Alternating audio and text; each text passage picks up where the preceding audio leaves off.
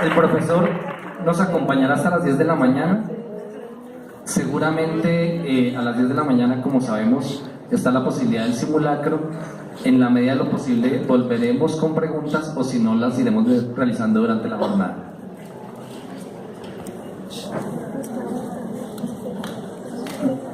Buenos días, muy amables por la invitación que me han hecho a este evento. En repetidas ocasiones organizadores de este mismo evento o de eventos similares me han invitado, pero por circunstancias personales y laborales no he podido estar presente. De tal manera que para mí es un honor poder estar acá, poderlos acompañar y poder compartir con ustedes unas reflexiones sobre el tema que se me ha propuesto, sobre el que he estado pensando todo este fin de semana, de cuáles pueden ser las posibilidades investigativas relacionadas con los problemas sociales para los futuros profesionales. ¿Sí? Yo he pensado que la mejor forma de abordar este asunto es hacerlo a partir de los resultados de una investigación concreta que yo he realizado y que se acaba de publicar y que aparece con este título de Geopolítica del Despojo. ¿Sí? Y este libro viene acompañado de una serie de mapas que se están pegando aquí. Y quiero, digamos, como aprovechar la ocasión para plantear algunos de los dilemas investigativos a partir de este trabajo concreto. Y por supuesto me sitúo en el caso colombiano, pero creo que gran parte de los problemas planteados por el caso colombiano también son propios del resto del continente, incluso no solo del resto del continente, sino del resto del mundo periférico, de los países africanos, de los países asiáticos y por supuesto de los países del Caribe y de América Latina. Pero me centro en el caso colombiano porque precisamente esta investigación de la cual les voy a hablar en términos sintéticos se ocupa de nuestro caso, porque Colombia creo que es un laboratorio de conocimiento social. Colombia es un laboratorio de conocimiento social por el sinnúmero de problemas que nosotros soportamos y que hemos soportado en los últimos 70 años. La mayor parte de los cuales está asociado de manera directa o indirecta a la violencia política. Y en torno a eso, justamente Colombia ha sido diseñado como un laboratorio, por ejemplo, de contrainsurgencia, que es un tema que creo que en estos momentos adquiere una importancia decisiva.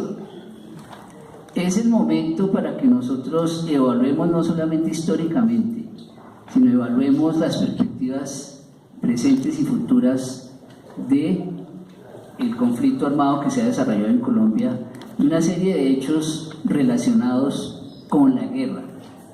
Porque a menudo se piensa que la guerra en Colombia ha sido una cuestión del enfrentamiento de ejércitos, pero no se piensa la guerra como inscrita en un proceso general de acumulación capitalista, como relacionada con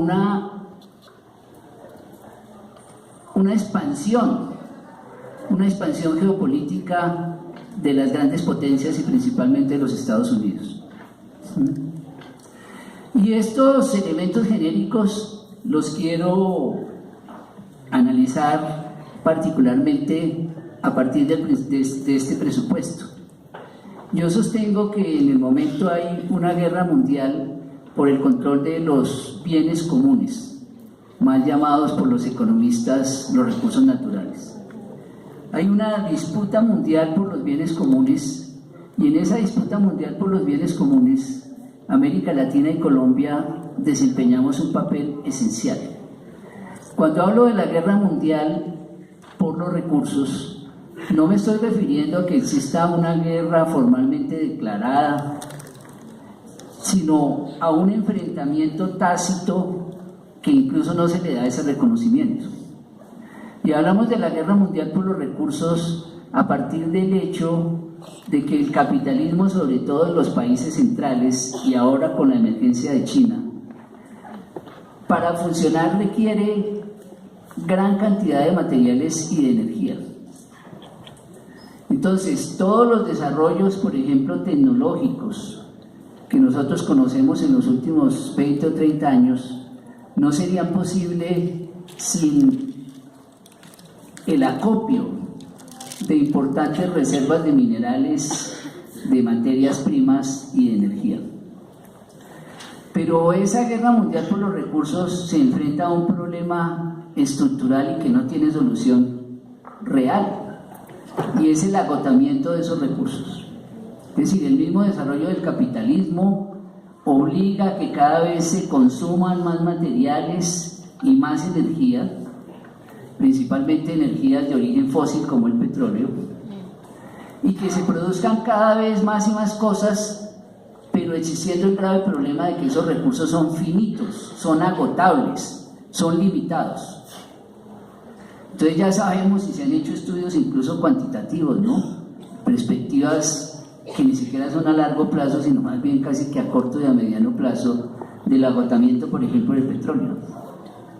Y el agotamiento del petróleo es un hecho real, indiscutible, demostrado científicamente, a partir de lo que un ingeniero de petróleos de los Estados Unidos llamó el pico del petróleo, que simplemente es un descubrimiento elemental, pero esos descubrimientos elementales nosotros no los vemos y nos parecen muy elementales cuando se han planteado. Y la cuestión del pico del petróleo simplemente es el hecho de señalar que el petróleo es un bien agotable, un recurso no renovable, que llega a un momento máximo de producción, inmediatamente sucede, deviene su declive irreversible. Y estamos en ese momento del pico del petróleo, es decir, que entramos en la fase final de la era del petróleo, hacia abajo, ¿sí? Un periodo que puede durar 30, 40, 50 años. Los debates prácticamente se centran en eso, en cuánto es la duración en el corto plazo. Pero en realidad, en términos históricos, debatir si el petróleo le quedan 30, 40, 50, 70 años es una cuestión anecdótica, no es una cuestión importante, ¿sí? Lo que estamos diciendo es que prácticamente en el siglo XXI vamos a entrar al agotamiento del petróleo. ¿Y qué quiere decir el agotamiento del petróleo? El fin de la civilización tal y como nosotros la conocemos, ¿sí? Pues bien, sin embargo, a pesar de esa dura realidad, en los países capitalistas centrales, empezando por los Estados Unidos, asistimos ahora a hurgar hasta el último rincón de la tierra para conseguir petróleo y prolongar la agonía del sistema capitalista en términos de funcionamiento energético, ¿sí? Y esa guerra mundial por los recursos entonces significa para nosotros muchos costos, que esas grandes potencias capitalistas, empezando por los Estados Unidos, se van a disputar hasta el último recurso que exista en nuestros suelos, en nuestro subsuelo, en nuestras aguas. Y Colombia y América Latina forman parte estratégica de esa guerra mundial por los recursos.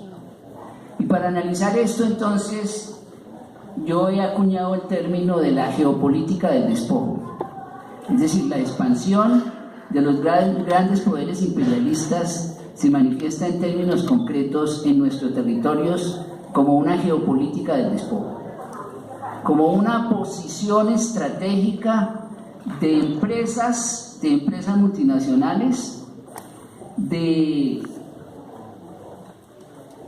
ejércitos extranjeros, principalmente el ejército de los Estados Unidos en nuestro caso, de universidades, de ONGs, de instituciones pretendidamente ambientalistas que se implantan en los territorios para adelantar la expropiación de los bienes comunes naturales de nuestros países.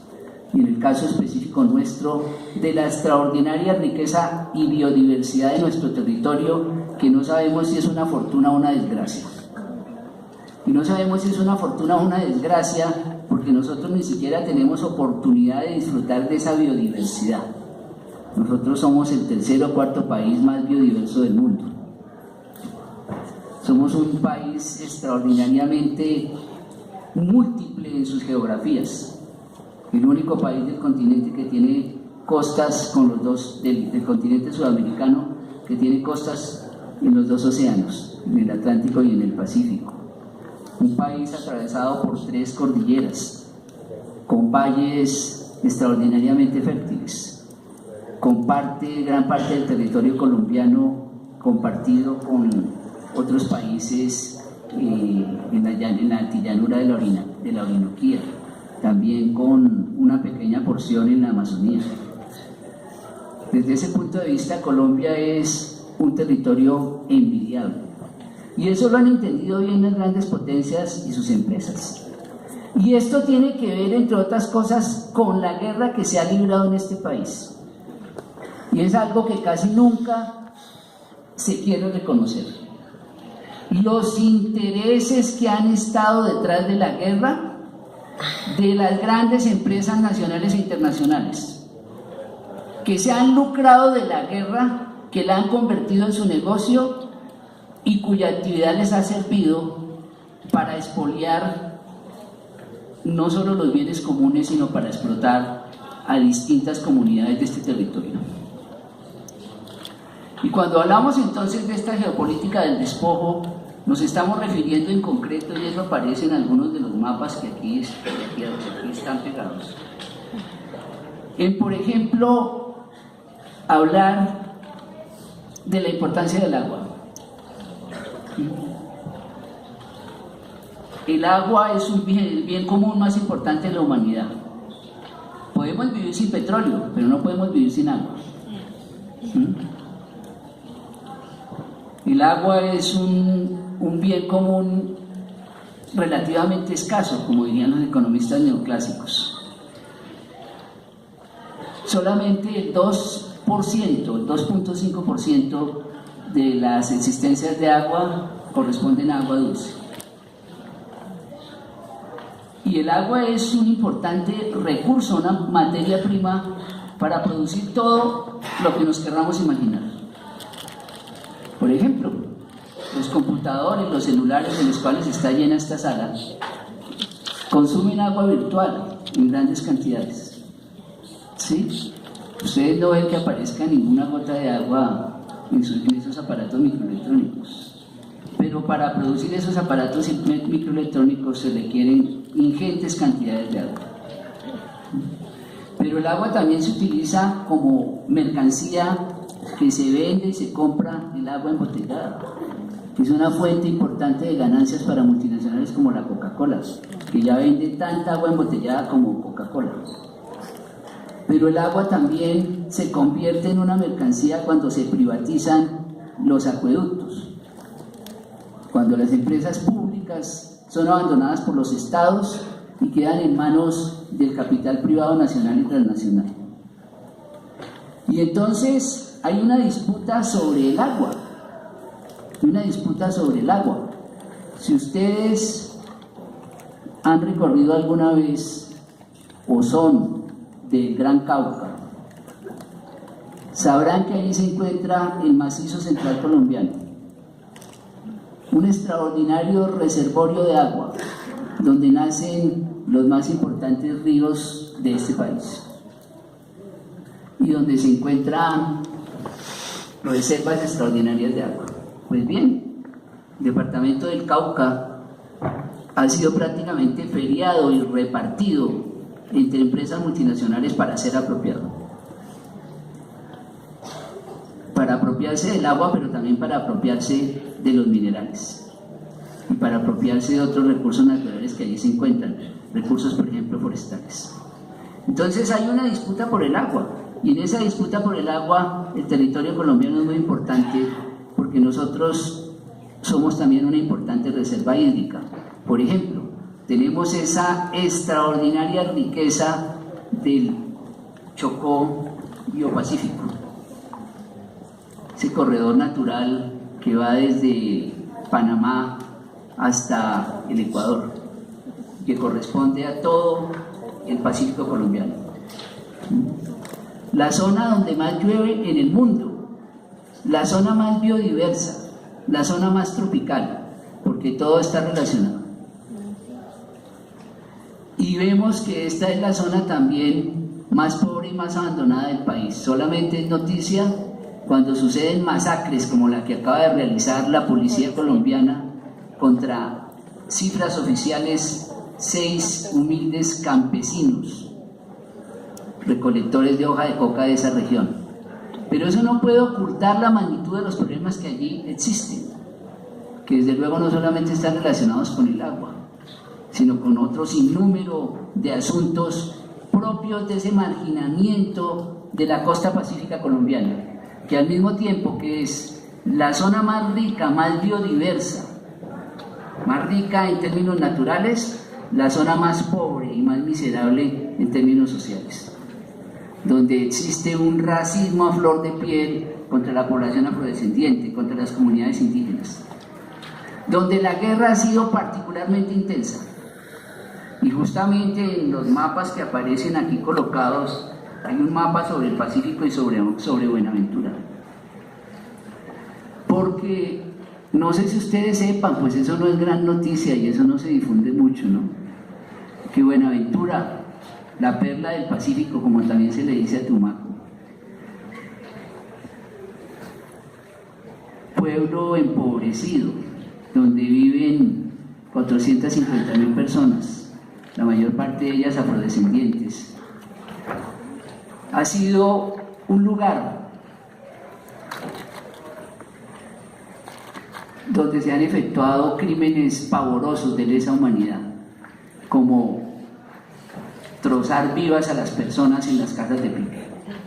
Y no estamos hablando de tiempos lejanos, estamos hablando de hoy, de lo que viene sucediendo en los últimos años. Y los medios de comunicación hacen un escándalo coyuntural sobre el asunto, pero no indagan qué está detrás de eso. Pues resulta que Buenaventura es, por ejemplo, la capital, desde el punto de vista colombiano, de la Alianza del Pacífico. Pero es una capital poco presentable, tan presentable que cuando se reunió la Alianza del Pacífico no se reunió en Buenaventura, se reunió en Cartagena.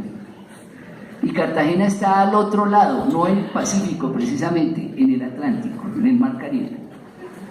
¿Y por qué Juan Manuel Santos no llevó a sus colegas de los países de la Alianza del Pacífico a Buenaventura? Porque Buenaventura no es presentable. Buenaventura resulta afeada en su lógica, en esa lógica neoliberal de estos gobiernos, por su población negra, pobre y miserable. Lo único presentable de Buenaventura es el puerto modernizado, manejado por capital transnacional. Un puerto modernizado que ni siquiera da empleo a colombianos, porque está absolutamente tecnologizado y el empleo que genera es mínimo, se acerca a cero. Y el resto de los 450.000 colombianos no forman Buenaventura, forman lo que yo llamaría Malaventura. Buenaventura es la del puerto, la del capital, la de la modernización, lo que hay para mostrar, donde llegan los containers del mundo, principalmente de China, y donde sale también el 80% del comercio exterior de Colombia. Y ese lugar tan importante por los intercambios comerciales, sin embargo, es un lugar terriblemente abandonado.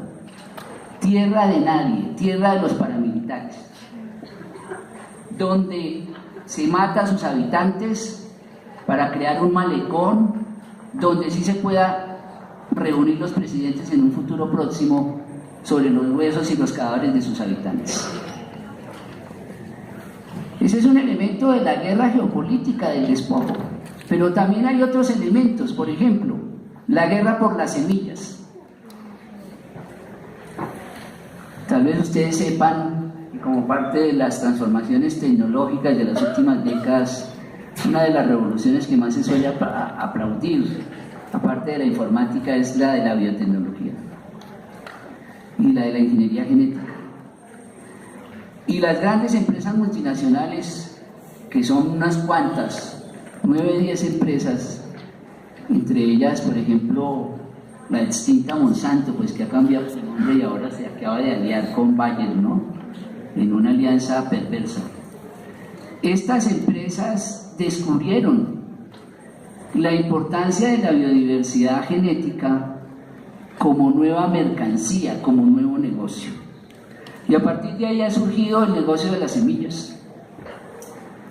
Semillas genéticamente modificadas para expropiar los saberes de indígenas y de campesinos de miles de años.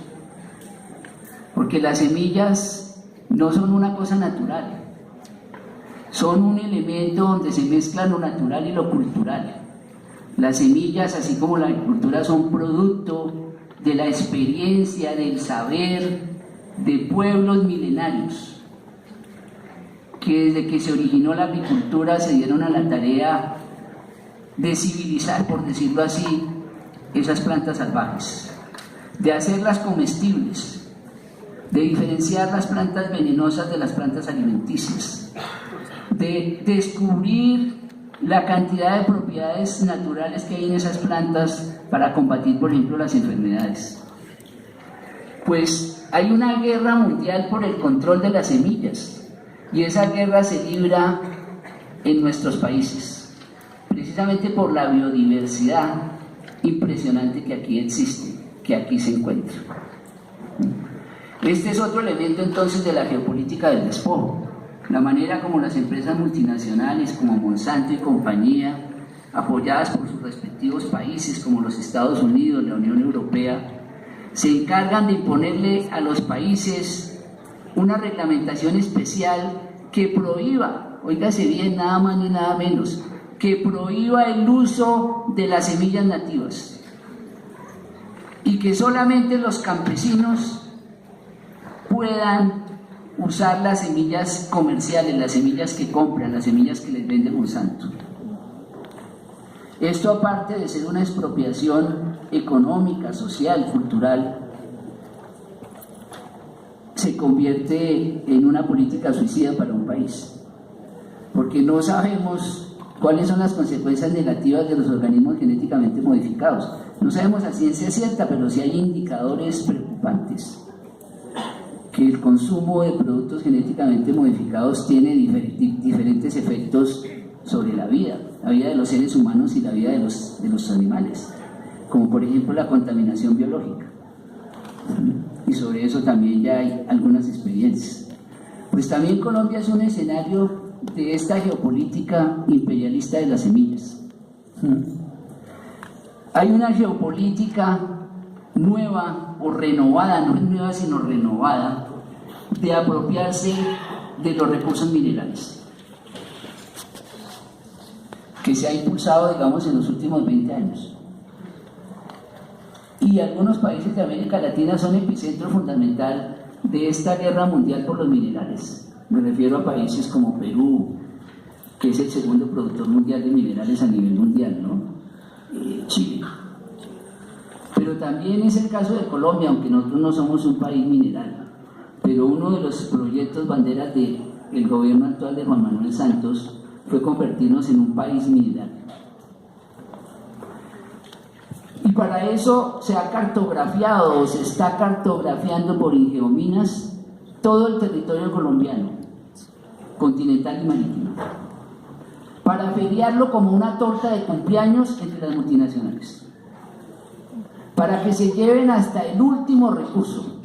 Y por eso las multinacionales están tan contentas con el fin del conflicto armado en Colombia, porque les va a quedar el territorio libre para entrar a zonas donde nunca habían podido entrar, como por ejemplo la Amazonía colombiana. Las multinacionales están haciendo cuentas de cuántas, cuándo y cómo van a llegar para feriarse lo que allí existe. Y esta guerra por los minerales pues es la más evidente de todas, pues porque para hacer posible la generación de todos los productos de consumo del capitalismo sí que se necesitan minerales. Y ustedes pueden hacer el ejercicio de indagar cuántos minerales se necesitan para construir el celular, el computador, el phone que ustedes utilizan. y descubrirá que se necesitan por lo menos 80 minerales distintos, 80 minerales diferentes, en algunos casos más de 150 minerales. ¿Dónde se encuentran esos recursos? En el subsuelo, en las plataformas de los ríos, en las montañas. Entonces allí hay que ir a buscarlos, allí hay que ir a sacarlos. Y nosotros estamos viendo cómo se realiza eso en el territorio colombiano. Aquí en lugares próximos a Bogotá, como por ejemplo sucede en el Tolima, con la explotación de oro en Cajamarca, que va a significar un verdadero ecocidio. Se habla de la destrucción de 250 corrientes de agua como resultado de la explotación, incluso para sacar un mineral que no se utiliza mucho, que tiene muy pocas utilidades, como es el oro, que sirve más bien como moneda, como reserva monetaria. Este es otro elemento entonces de esa guerra mundial por los recursos del cual nosotros somos protagonistas. Pero todos estos elementos de la geopolítica del despojo vienen acompañados de un elemento fundamental, sin el cual no sería posible que esto funcionara: la militarización. Colombia es uno de los países más militarizados del mundo. Y aquí aparecen unos mapas, no sé si ustedes los alcanzan a vislumbrar, los alcanzan a ver, donde aparece el registro de las bases militares de los Estados Unidos en el continente latinoamericano. Y pueden observar esas bases. Y pueden observar en particular que el territorio de América Latina, y esto es vergonzoso decirlo, donde más bases militares de los Estados Unidos se encuentran es el territorio colombiano. Ese no es ningún honor latinoamericano, es más bien una vergüenza, un estigma de que Colombia se haya convertido en el portaaviones terrestre más gigante de los Estados Unidos.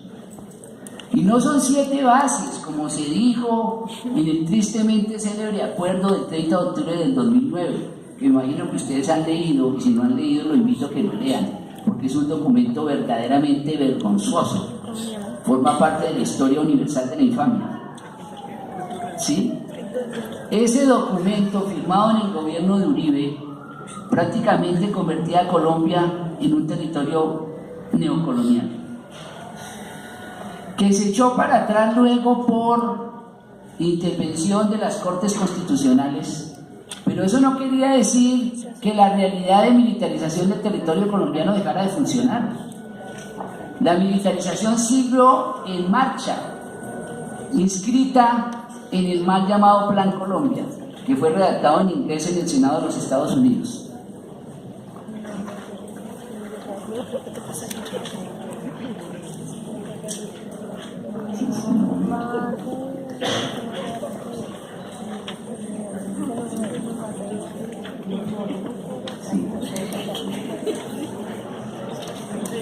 ¿Qué pasó?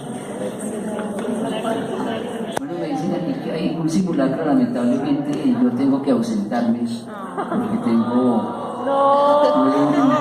un inconveniente familiar, que se murió un amigo y tengo que acompañarlo en su última morada, ¿sí?